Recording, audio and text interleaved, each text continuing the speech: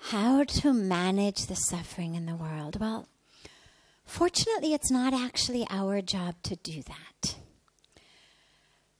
which is really important. And I don't say that in a blasé sort of way. I say that in a real way. Until and unless someone has come down and has said to you, okay, you are now in charge, you're not in charge. That doesn't mean that we're not all supposed to do as much as we possibly can in the areas that we can impact and influence. That is our job. As far as my impact, as far as my influence can go, I need to use that. But we're not in charge of the whole world.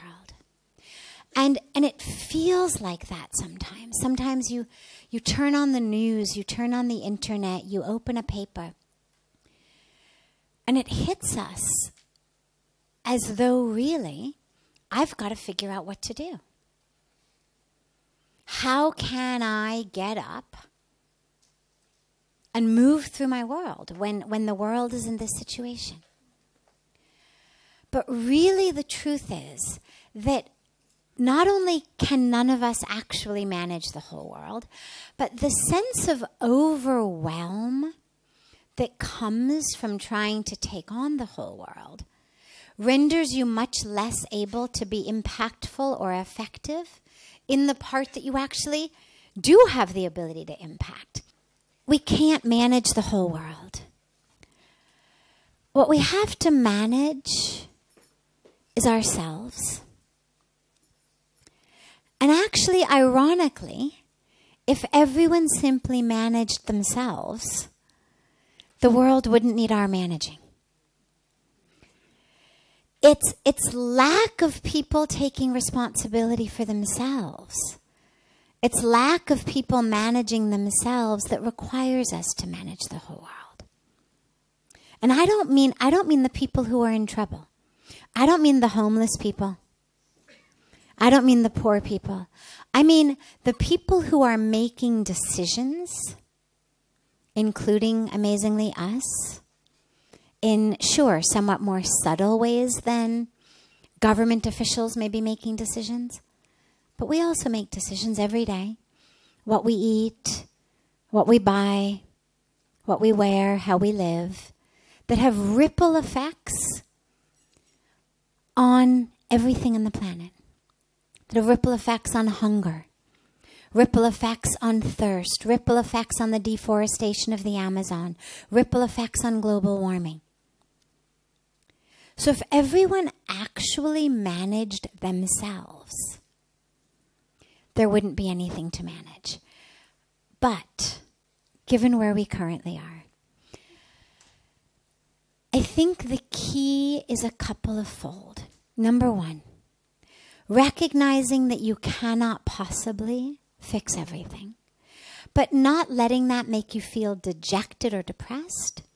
Rather, simply doing as much as you possibly can. There's a beautiful Hindi poem that Pujya Swamiji recites sometimes, the English translation of which basically is, we can't clear the entire garden of thorns, but at least whatever pathway we're walking, as we walk, we're able to clear that pathway.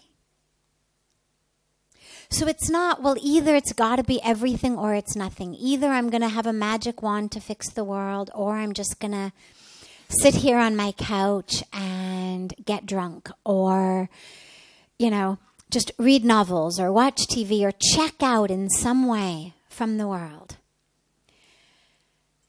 It's not an either or situation. Because again, remember, there's a ripple effect. Remember, we're all deeply, deeply, deeply connected. What the sages and the saints and the rishis told us, thousands of years ago about our interconnection. Quantum physics today is talking about. Right? I mean, you have to get into a little bit of the esoteric readings, but you start reading about things like string theory. Okay, now this is now hard science. This is not spirituality. This is not New Age. This is not a yoga institute. This is not, I had a meditation and in my meditation it was revealed that. This is hard science. String theory. There are actually energetic strings in the world. Shake a part of it over there, it's going to shake over there. Just as if you and I held on to opposite ends of a string and I shook mine over here, you'd feel it over there. Pull it here, you're going to feel it there. And this is where, for example, as species that may seem sweet and even beautiful, but globally irrelevant, like certain species of bees or certain species of butterflies. You know what I mean? The species of insects, you think, well, all right, that's sad, but really, what does it matter? The truth is, it matters a lot. It matters a lot in ways that we cannot even imagine. Because that species of bee or butterfly is connected to this end of the string, the other end of which is our survival. And I share this with you because you should never think what I'm doing is not enough. Each of us has been given, and we continue to be given as we grow, as we move through the world, as we dedicate ourselves, as we commit, as we learn. Skills and tools and abilities. They're not all the same, either quantitatively or qualitatively, but we each have them. And each of them has a ripple impact on the world. And so rather than holding your head in despair at the unmanageable state of the world, the question is, what strings are connected to me? I may not know what's on the other end of them. I may have no idea where those ripples go. Some of them we do know. One of the things we talk about very frequently in here is vegetarianism, for example. Well, the end of the string of what I eat is world hunger. The end of the string of what I eat is deforestation of the Amazon. The end of the string of what I eat is global warming. But a lot of things are not quite that obvious. And really it doesn't matter.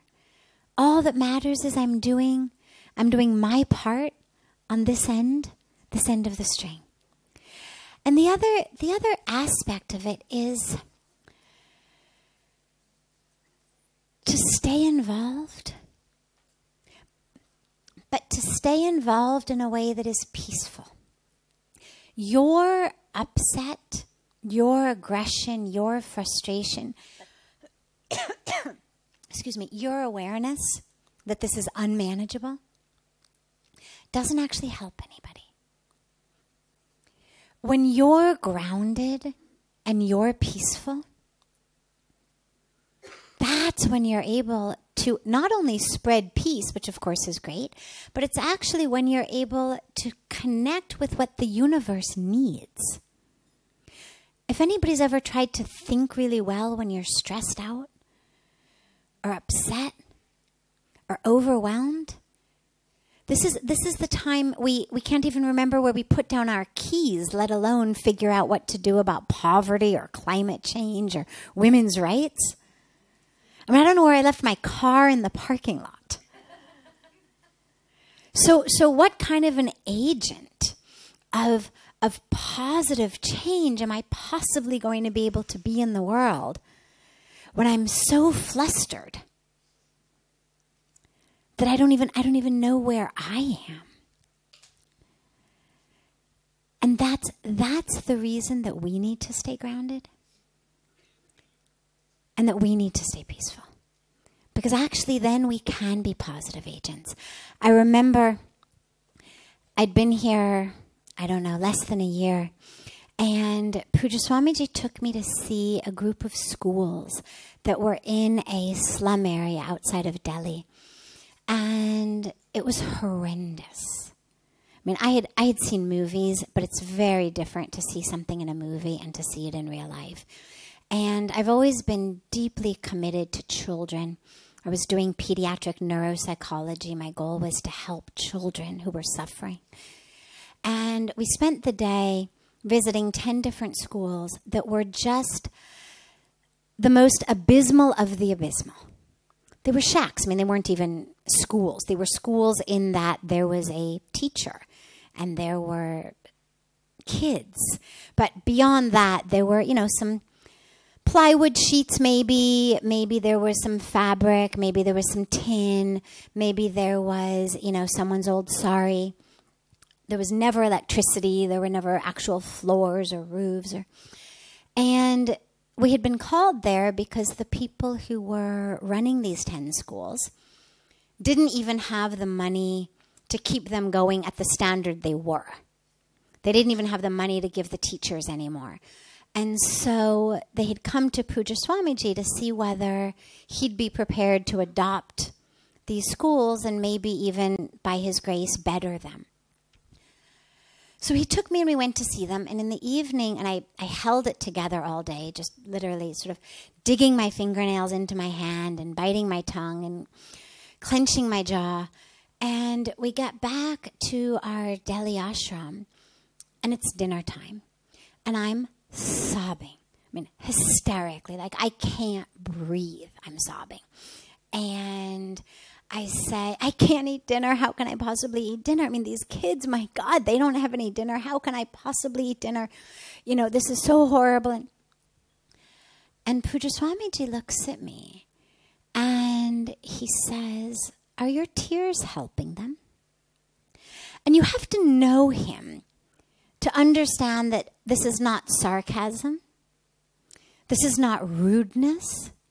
This is just truth. Here it is. Let's call it what it is. Let's look at what it is. Here it is. Are your tears helping them? And I said, no, but oh my God, the kids. And he looked at me and he said, your tears are only helping yourself. He said, your tears make you feel like you're a really compassionate person.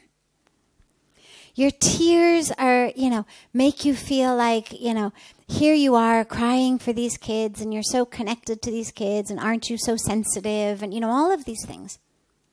He said, but your tears aren't actually helping them. He said, if you really want to help them, eat your dinner, go to sleep, and get up tomorrow morning at 5 o'clock in the morning and start figuring out how you're going to raise enough money to adopt all 10 of these schools. And I love that story because it's just such a clear teaching on where my emotional reaction to the unmanageableness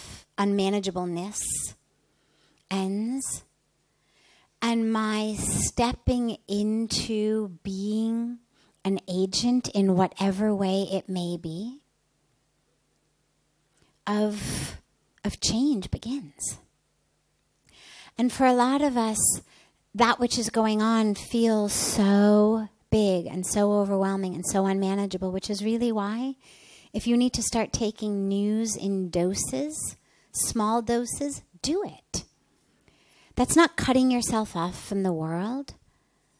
It's literally taking in as much as you can digest. There's lots of things that are good for us, lots of things that are important for us, but you take in too many and you end up with a stomach ache. Literally. Take it in doses.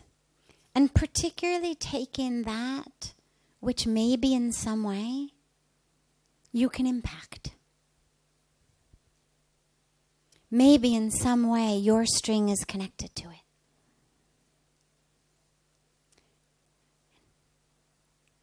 As you move through the world, how can I serve? How can I be a vehicle? How can I be a vessel? In what way can I be used? And just start opening yourself up to that. And it may not be huge things. You may not found an NGO that ends up, winning the, some big humanitarian award someday. But it doesn't matter. As you move through the world, you're going to be given opportunities every hour, every day, to be an agent of change and peace. Okay? And lastly, just remember, of course, that have faith. There is a plan, which means there's a planner. Doesn't mean that it's been planned like this. We've been given free will. We're seeing in many tragic cases the end result of free will gone awry. But nonetheless, there's a planner. And the planner is benevolent and good and divine. And so my faith is that if we can just step back enough, there's a lot that looks like incredible chaos when it's smack up in your face, including some of the world's most beautiful artwork. Stand too close to it, it's chaos. Step back enough, and you're able to see what it means and even sometimes the beauty in it.